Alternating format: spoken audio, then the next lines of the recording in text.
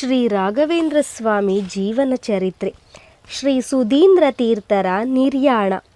ಪ್ರಿಯ ಶಿಷ್ಯರಾದ ಶ್ರೀ ರಾಘವೇಂದ್ರ ತೀರ್ಥರು ಸಂಸ್ಥಾನವನ್ನು ಚೆನ್ನಾಗಿ ನಡೆಸುತ್ತಿರುವುದನ್ನು ಕಂಡು ಶ್ರೀ ಸುಧೀಂದ್ರ ತೀರ್ಥರು ನಿಶ್ಚಿಂತೆಯಿಂದ ಹರಿಪಾದ ಸೇರಿದರು. ಈ ಒಂದು ಕಥೆಯನ್ನು ಕೇಳೋಣ. ಶ್ರೀ ಯಾದವೇಂದ್ರ ತೀರ್ಥರ ಬೃಂದಾವನ. ಶ್ರೀ ಸುಧೀಂದ್ರ ತೀರ್ಥರ ಪೂರ್ವಾಶ್ರಮದ ಸೋದರಳಿಯಂದಿರಾದ ಶ್ರೀ ಯಾದವೇಂದ್ರ ತೀರ್ಥರು ರಾಯಚೂರಿನ ಸಮೀಪದ ಮುಡುಮಾಲೆ ಗ್ರಾಮದ ಹತ್ತಿರ ಕೃಷ್ಣಾ ತೀರದಲ್ಲಿ ಹರಿಪಾದ ಸೇರಿ ಬೃಂದಾವನಸ್ಥರಾದರು. ಎಲ್ಲರಿಗೂ ನಮಸ್ತೆ. ಸೌಮ್ಯ ಸುರೇಶಾಚಾರ್ ಯೂಟ್ಯೂಬ್ ಚಾನಲ್ಗೆ ಸ್ವಾಗತ. ನಾನು ಸೌಮ್ಯ.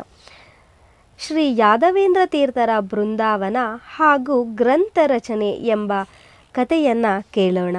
ನಂತರ ಶ್ರೀ ಯಾದವೇಂದ್ರ ತೀರ್ಥರು ಪುನಃ ವೈರಾಗ್ಯ ಭಾವ ಹೊಂದಿದವರಾಗಿ ತಾವು ರಾಯಚೂರು ಹತ್ತಿರದ ಕೃಷ್ಣಾ ತೀರದಲ್ಲಿ ಮುಡುಮಾಲೆ ಎಂಬ ಊರಿನ ಸಮೀಪ ವಾಸ ಮಾಡಿ ಕೊನೆಯ ಉಸಿರುರುವವರೆಗೂ ಜಪ ತಪಾನುಷ್ಠಾನದ ಸಾಧನೆಯಲ್ಲಿ ನಿರತರಾದರು.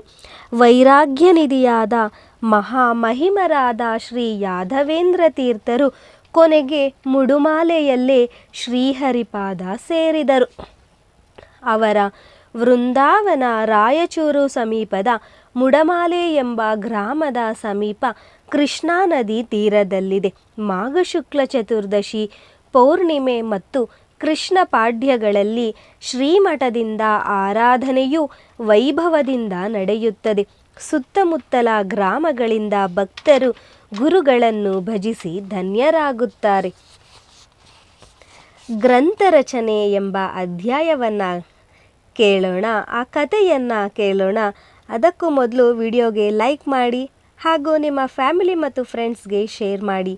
ಚಾನಲನ್ನು ಸಬ್ಸ್ಕ್ರೈಬ್ ಮಾಡಿಕೊಳ್ಳಿ.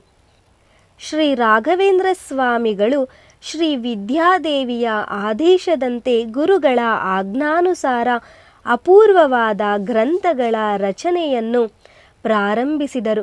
ಮೊದಲು ಕಥಾಲಕ್ಷಣ, ಪ್ರಮಾಣ ಲಕ್ಷಣ, ತತ್ವಸಂಖ್ಯಾನ, ತತ್ವವಿವೇಕ, ಮಾಯಾವಾದ ಖಂಡನ, ಉಪಾಧಿ ಖಂಡನ, ಮಿಥ್ಯಾತ್ವಾನುಮಾನ ಖಂಡನ, ತತ್ವೋದ್ಯೋತ, ವಿಷ್ಣು ತತ್ವ ನಿರ್ಣಯ, ಕರ್ಮ ನಿರ್ಣಯಗಳೆಂಬ ಶ್ರೀ ಮಧ್ವಾಚಾರ್ಯರ ದಶಪ್ರಕರಣಗಳಿಗೆ ಶ್ರೀ ಜಯತೀರ್ಥರು ರಚಿಸಿದ ಟೀಕೆಗಳಿಗೆ ವಿದ್ವತ್ಪೂರ್ಣವಾದ ಟಿಪ್ಪಣಿಗಳನ್ನು ರಚಿಸಿದರು.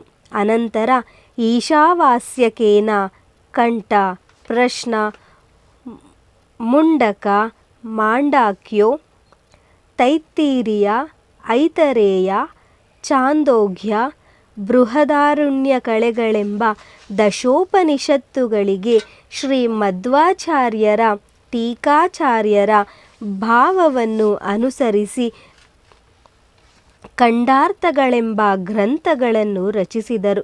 ಪಂಚಸೂಕ್ತಗಳಿಗೆ ಶ್ರೇಷ್ಠ ವ್ಯಾಖ್ಯಾನಗಳನ್ನು ರಚಿಸಿದರು ಮತ್ತು ಶ್ರೀ ಮಧ್ವಾಚಾರ್ಯರ ಮಹಾಭಾರತದ ತಾತ್ಪರ್ಯ ನಿರ್ಣಯಕ್ಕೆ ಭಾವಸಂಗ್ರಹವನ್ನು ರಾಮಾಯಣವನ್ನು ಆಧರಿಸಿ ಶ್ರೀರಾಮಚಾರಿತ್ರ್ಯಮಂಜರಿಯನ್ನು, ಭಾಗವತ ದಶಮಸ್ಕಂದವನ್ನು ಆಧರಿಸಿ ಶ್ರೀಕೃಷ್ಣ ಚಾರಿತ್ರ್ಯಮಂಜರಿ ಎಂಬ 3 ಸ್ವತಂತ್ರ ಕಾವ್ಯಗಳನ್ನು ರಚಿಸಿದರು. ಮೀಮಾಂಸಾಶಾಸ್ತ್ರವು ದ್ವೈತ ಸಿದ್ಧಾಂತಕ್ಕೆ ಸಹಕಾರಿಯಾಗಿದೆ. ಪಾಠ ಪ್ರವಚನಗಳಿಗೆ ವಾದಾದಿ ವಾಕ್ಯಾರ್ಥ ವಿಚಾರಕ್ಕೆ ಸಹಾಯಕವಾಗಲೆಂಬ ಆಕಾಂಕ್ಷೆಯಿಂದ ಮೀಮಾಂಸಾಶಾಸ್ತ್ರದ ಮೇಲೆ ಅನಿತರ ಸಾಧಾರಣವಾದ ಜಗನ್ಮಾನ್ಯವಾದ ಭಟ್ಟಾಸಂಗ್ರಹವೆಂಬ ಗ್ರಂಥವನ್ನು ರಚಿಸಿ ವಿದ್ವನ್ಮಂಡಲಿಗೆ ಮಹೋಪಕಾರ ಮಾಡಿದರು. ಮನ್ನಾರುಗುಡಿ. ಶ್ರೀ ರಾಘವೇಂದ್ರ ಸ್ವಾಮಿಗಳು ಸಂಚಾರ ಮಾಡುತ್ತಾ ಮನ್ನಾರುಗುಡಿಗೆ ಬಂದು ಶ್ರೀ ರಾಜಗೋಪಾಲನನ್ನು ಸ್ತುತಿಸಿದರು. ನಂತರ ಶ್ರೀ ರಾಘವೇಂದ್ರ ಸ್ವಾಮಿಗಳು ಕುಂಭಕೋಣಕ್ಕೆ ಮರಳಿ ಬಂದರು. ದೈವಾನುಗ್ರಹಕ್ಕೆ ಪಾತ್ರರಾದ ಶ್ರೀ ಗುರುಗಳ ಮಹಿಮೆಯೇ ಅಪಾರ. ನಂತರ ಕೆಲ ದಿನಗಳಲ್ಲಿ ತೀರ್ಥಯಾತ್ರೆಗೆ ಮಿತ್ರ ಪರಿವಾರದೊಡನೆ ಗುರುಗಳು ಹೊರಟರು. ದಲ್ಲಿ ವಿಷ್ಣುವಿನ ದರ್ಶನಕ್ಕಾಗಿ ಪರಿಪೂರ್ಣ ದೇವನಗರದಲ್ಲಿ ಶ್ರೀಹರಿಗೆ ವಂದಿಸಿ ಮಣಿಶೃಂಗದಲ್ಲಿ ದುರ್ಗಾ ದರ್ಶನವನ್ನು ಮಾಡಿ ಅಲ್ಲಿ ಕೆಲವು ದಿನವಿದ್ದು ಶಿಷ್ಯರಿಗೆ ಸಮಸ್ತ ವೇದಾಂತ ಗ್ರಂಥಗಳನ್ನು ಪ್ರೌಢವಾಗಿ ಪಾಠ ಹೇಳಿದರು. ಅಲ್ಲಿಂದ ಕಮಲಾಲಯ ಸರೋವರದಲ್ಲಿ ಲಕ್ಷ್ಮೀದೇವಿಯನ್ನು ದರ್ಶಿಸಿ ಅರ್ಧನಾರೀಶ್ವರ ದೇವನನ್ನು ಅದೇ ಹೆಸರಿನ ಊರಿನಲ್ಲಿ ಸೇವಿಸಿ ಕಾವೇರಿ ಸಮುದ್ರ ಸಂಗಮಕ್ಕೆ ಬಂದು ವಿಧಿಪೂರ್ವಕವಾಗಿ ಸ್ನಾನ ಮಾಡಿದರು. ಅಲ್ಲಿಂದ ಮನ್ನಾರಗುಡಿಯಲ್ಲಿ ರಾಜಗೋಪಾಲನನ್ನು ದರ್ಶನ ಮಾಡಿ ಸ್ತುತಿಸಿದರು. ನಂತರ ಸೇತುಯಾತ್ರೆಗೆ ಧಾವಿಸಿದರು.